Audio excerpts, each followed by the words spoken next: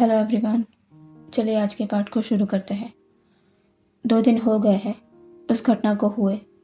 धीरे धीरे ये खबर लान कबीले में सभी को पता चल गई है कि हांगवंचुन को कर्ज दिया गया है और कोई मामूली नहीं, ऐसा कर्ज जो उनकी ज़िंदगी को पूरी तरह पलट कर रख देगा, उनकी ओरिजिन पर सवाल खड़ा कर देगा। अब देखना यह है कि आगे क्या होता है।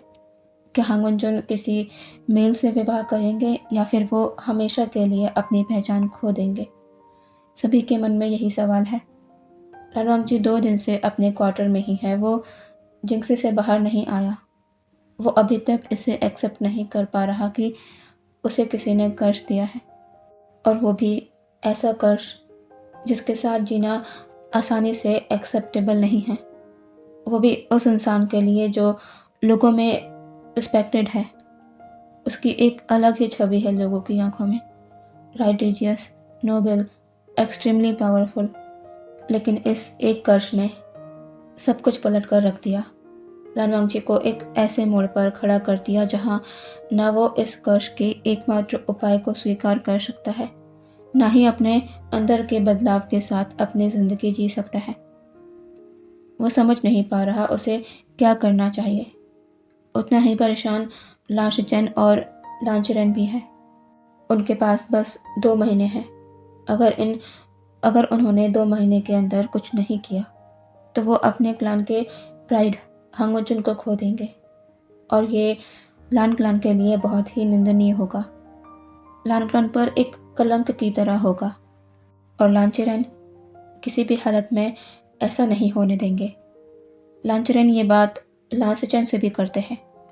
लांचरेन और लांशचेन लांचरेन के पक्ष में बैठे हुए हैं। लांशचेन कहते हैं, अंकल ये कैसे हो सकता है? क्या आप वांगजी को किसी के साथ? अंकल कहीं आप ऐसा तो नहीं सोच रहे? लांचरेन अपना सर नोट कर कहता है, हमारे पास और कोई रास्ता नहीं है, और मैं वांगजी को वांगजी की तरह ही देखना चाहता हूँ। इसके लिए भले ही वांगजी की ज़िंदगी किसी इंसान से ही क्यों ना जुड़ जाए, मुझे इसकी परवाह नहीं। मुझे लानवांगजी को किसी मेल के साथ मैरिज में देखना स्वीकार है, लेकिन ये नहीं कि वांगजी एक फीमेल, हरगिज़ नहीं, ऐसा नहीं होगा। लांशचेन कहते हैं, लेकिन अंकल आपको पहले एक बार वांगजी से इस बारे में बात करनी चाहिए कि वो क्या चाहता है। लांचरेन अपना सर नोट कर कहते हैं, मैं आज ही उससे बात करूँगा। अब यहाँ से देखते हैं रात का समय। एक डिसाइपल जिंगसी के डोर पर नॉक करता है। डोर तो नहीं खुलता, लेकिन अंदर से लानवांगजी की आवाज़ आती है, कौन है बाहर? बाहर खड़ा वो डिसाइपल कहता है, हांगवंचुन, आपको मास्टर लान अपने कक्ष में बुला रहे हैं। थोड़ी देर बाद लानवांगजी कहता है, ठीक है तुम जाओ। वो डिसाइपल वहाँ से चला जाता है। यहाँ लांचरेन और लांशचेन लानवांगजी के आने का इंतज़ार कर रहे हैं। तभी डोर पर नॉक होता है। लांचरेन और लांशचेन अपनी नज़र डोर की तरफ करते हैं जहाँ लानवांगजी खड़ा हुआ है। लांचरेन कहते हैं, वांगजी अंदर आओ। लानवांगजी अपने एक्सप्रेशनलेस फेस के साथ अंदर आता है, और लांचरेन लांशचेन को ग्रीट कर अपने स्थान पर बैठ जाता है। लांचरेन कहते हैं, वांगजी मैंने तुमसे कुछ पूछने के लिए तुम्हें यहाँ बुलाया है। लानवांगजी इस पर अपने अंकल को देखता है, यह जानने की इच्छा से कि उसके अंकल क्या कहने वाले हैं। लांचरेन कहते हैं, वांगजी 2 दिन हो गया है, तुम अपने क्वार्टर में ही हो, कहीं बाहर नहीं जा रहे। ऐसा कब तक चलेगा? क्या तुमने इस कर्ज के बारे में कुछ सोचा? लानवांगजी इस पर अपनी नज़रें नीचे कर अपना सरनामे शेक कर देता है। लांचरेन कहते हैं, लेकिन मैंने सोच लिया है कि हमें क्या करना है। वांगजी मैं जानता हूँ कि तुम्हारे साथ जो हुआ वो सही नहीं है, लेकिन अब हम हाथ में हाथ धरे नहीं बैठ सकते। हमें इस बारे में सोचना होगा, क्योंकि अब ये लान कबीले की इज्जत का सवाल है।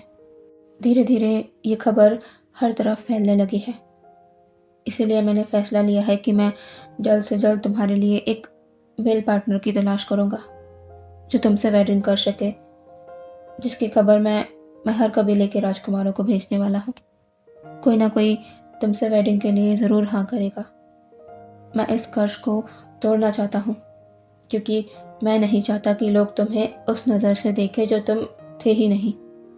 तुम हमेशा अपने अपने नाम के टाइटल से जीते रहोगे, हांग वंचुन। इसके लिए तुम्हें अगर किसी से जुड़ना भी पड़े तो तुम पीछे नहीं हटोगे वांग जी। तुम्हें अपने भाग्य को स्वीकार करना होगा। लान वांग जी अनबिलीवेबल लुक से अपने अंकल को देख रहा है। ये उसके अंकल क्या कह रहे हैं?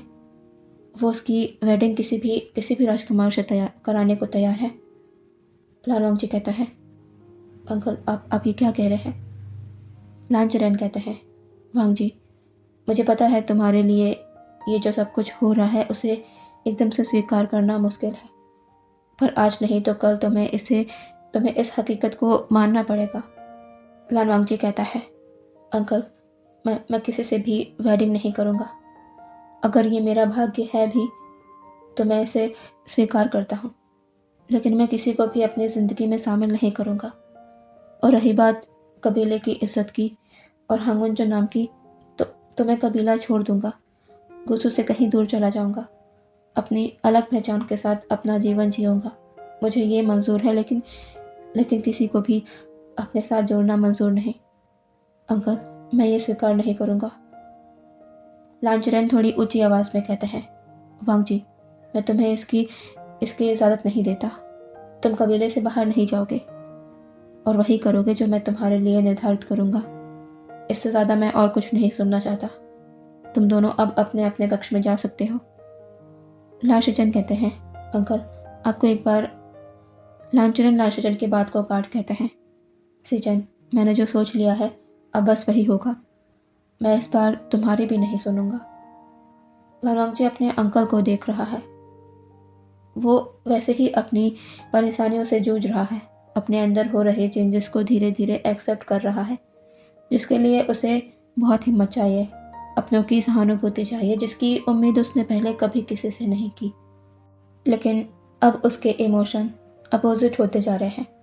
उसे अपनों का सपोर्ट चाहिए, करेज चाहिए इन चेंजेस को पार करने के लिए। लेकिन अपनों से उम्मीद करने से पहले ही उसकी उम्मीद उसके अंकल ने तोड़ दी।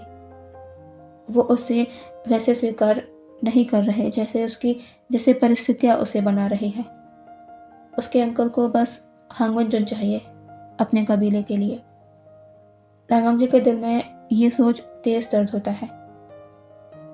वो अपने स्थान से उठता है और अपने अंकल को बो कर वहाँ से चला जाता है। लान शिचन अपने भाई की हालत को समझ रहे हैं, पर वो अपने अंकल को भी कुछ नहीं कह पा रहे। लान वांग जी अपने क्वार्टर में आकर बेड पर बैठ जाता है। वो अभी अपने आप को बहुत ही बेबस महसूस कर रहा है। वो क्या करे, कैसे इन सभी सिचुएशन से बाहर निकले। देखते देखते अब और समय बीतता है। धीरे धीरे सभी कबीलों तक ये खबर पहुंचती है कि राजकुमार लान के साथ क्या हुआ है, और लान चरेन ने लान वांग जी के लिए उनके कबीले में विवाह का प्रस्ताव भेजा है। ये पूरे कल्टीवेशन वर्ल्ड के लिए एक बहुत बड़ा झटका था। नोबेल हांग वंचुन कर्स्ट हैं और उन्हें मेल से मैरिज करनी होगी। बस एक कबीला है जिस तक ये खबर नहीं पहुंची है, वो है हेलिंग का वे सेक्ट, जो विवुशियान का कबीला है, जिसकी खबरें किसी को भी मालूम नहीं होती। ना ही यहाँ के लोग कल्टीवेशन वर्ल्ड के लोगों से ज़्यादा मतलब रखा करते हैं। और रही बात लान कबीले के प्रस्ताव की लान वांग जी के लिए, तो वो तो वे सेक्ट आना असंभव है, क्योंकि लान चरेन जो विवुशियान को देखना तक पसंद नहीं करते, वो लान वांग जी का प्रस्ताव वुशियान के लिए कभी नहीं भेजेंगे। अब चलते हैं हेलिंग के वे सेक्ट में। विवुशियान जब वेंस को बेरोनॉन्स लेकर आया तो यहाँ पर कुछ भी नहीं था, बंजर ज़मीन और उन पर गड़े कंकालों के अलावा। लेकिन 1 साल के अंदर ही वुशियान ने बेरोनॉन्स का नक्शा ही बदल दिया और उस जगह पर अपना सेक्ट बनाकर तैयार करवाया। कोई इस महल को देखेगा तो ये कह ही नहीं सकता कि ये आत्माओं के कब्रिस्तान की वही बंजर ज़मीन है जिस पर ये महल खड़ा हुआ है, जो कि वुशियान का है। हेलिंग के लोग वुशियान को अपना सब कुछ मानते हैं और लोगों की वुशियान के प्रति ईमानदारी उसका तो क्या ही कहना। यहाँ सभी शांतिपूर्वक अपना जीवन जी रहे हैं। यिलिंग के लोग और वेंस सभी खुश हैं। पर क्या वो शख्स खुश है जिसने वेंस को ये जीवन दिया है? पता नहीं। ओशियान के महल का सीन देखते हैं। वैनिंग वैनकिंग के पास आता है, जो जो कि चिकित्सा कक्ष में अपना कुछ काम कर रही थी। वैनिंग कहता है, सीजे। वैनकिंग कहती है, क्या हुआ वैनिंग, क्या कुछ काम है? वैनिंग कहता है, नहीं सीजे, काम नहीं है। मैं बस आपको ये सूचना देने आया था कि राजकुमार निये महल आए हुए हैं। वैनकिंग ये सुनकर अपना काम करना रोक देती है और कहती है, राजकुमार निये आए हुए हैं। वैनिंग अपना सर हाँ में हिला देता है। वैनकिंग कहती है, ठीक है, तुम उन्हें महल के अंदर लेके आओ, मैं विवुशियान को बुलाती हूँ। वैनिंग ठीक है सीजे कहकर वहाँ से चला जाता है। वैनकिंग भी अपने कक्ष से बाहर निकल जाती है और एक और चलने लगती है। काफ़ी दूर चलने के बाद महल का आखिरी हिस्सा खत्म हो जाता है, लेकिन यहाँ से कुछ दूरी पर एक और महल नज़र आ रहा है, जो सबसे अलग थलग बना हुआ है। वैनकिंग उस महल की तरफ बढ़ जाती है। वो महल के अंदर आकर एक कक्ष के सामने रुकती है। वो कमरे की डोर पर नॉक करती है। कुछ देर बाद एक आवाज़ आती है, क्या काम है? वैनकिंग कहती है, विवुशियान, तुम्हें मेन हॉल में आना है, ज़रूरी बात है। कमरे के अंदर विवुशियान, वो कहता है। वैनकिंग, अगर ज़्यादा ज़रूरी नहीं है तो मैं उस काम को बाद में देख लूँगा, अभी तुम जाओ। वैनकिंग कहती है, राजकुमार निये आए हुए हैं महल में, अगर ये भी तुम्हें ज़रूरी नहीं लगता तो तुम्हारी मर्ज़ी, मैं जा रही हूँ। यह कहकर वैनकिंग वहाँ से चली जाती है। यह महल विवुशियान का है, जहाँ सिर्फ वो अकेला रहता है, बाकी सभी वैन मेन महल में रहते हैं। अब यहाँ से देखते हैं मेन हॉल का सीन, जहाँ पर बहुत से लोग मौजूद हैं।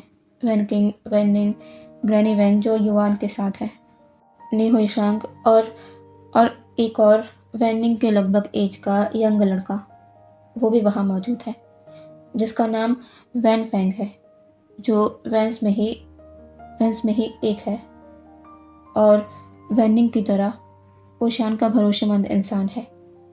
नी हुईशांग कहता है, राजकुमारी वैन, क्या वी भाई नहीं आने वाले या मैं और इंतज़ार करूं? वैनकिंग कहती है, राजकुमार निये, शायद ओशियान नहीं आएगा। नी हुईशांग इस पर अपने फैन के पीछे से स्माइल करते हुए कहता है, मतलब वी भाई एक ज़रूरी खबर सुनना मिस कर देंगे, जिसने पूरे कल्टीवेशन वर्ल्ड में तबाही मचा रखी है, जिसकी खबर बस आपके ही काबिले को नहीं है। तभी एक आवाज़ उस हॉल में गूंज जाती है, ऐसी क्या खबर लेकर आए हो तुम, जिससे पूरा कल्टीवेशन वर्ल्ड प्रभावित है? सभी लोग पलटकर पीछे देखते हैं। सामने डोर के पास विवुशियान खड़ा हुआ है। रेड एंड ब्लैक रोब्स, एक हाथ में फ्लूइड है तो दूसरा हाथ बैक में फोल्ड है और चेहरा बिल्कुल खाली, कोई भी इमोशन नहीं। इस एक साल में सबसे शॉकिंग चीज़ जो हुई है वो ये है कि विवुशियान के नेचर और उसके बिहेवियर में बदलाव आना।